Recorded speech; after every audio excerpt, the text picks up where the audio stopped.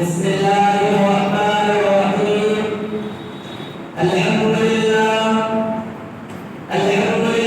كفى والصلاة والسلام على عباده الذين اصطفى. أما بعد فأعوذ بالله من الشيطان الرجيم. بسم الله الرحمن الرحيم. ألم يجدك يتيما فآوى وقال النبي صلى الله عليه وسلم صدق الله ورسوله النبي الكريم.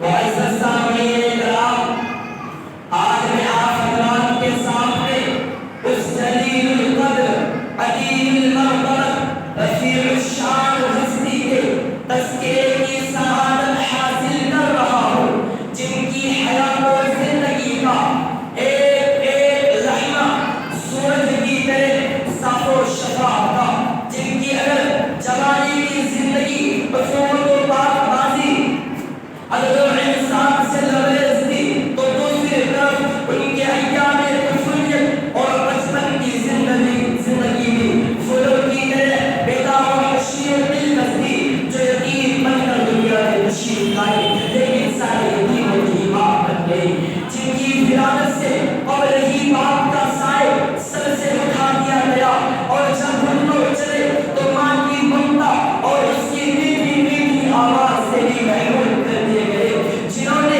ایسے سنسان ماحول میں چلنے کا سلیقہ سیکھا تھا جو انتہائی بھیانک اور خوفناک تھا۔ ہر طرف گلی کوچے تلواروں کی دھنکار، گالی گلوچ کی آواز سنائی دیتی تھی۔ اللہ اللہ، کتنا خوفناک منظر تھا کہ باپ باپ چلاتی ہوئی معصوم بچیاں بھی زندہ بدور کر دی جاتی، ایک خدا کو چھوڑ کر سینکڑوں دیوی دیوتاؤں کی پرستش کی جاتی۔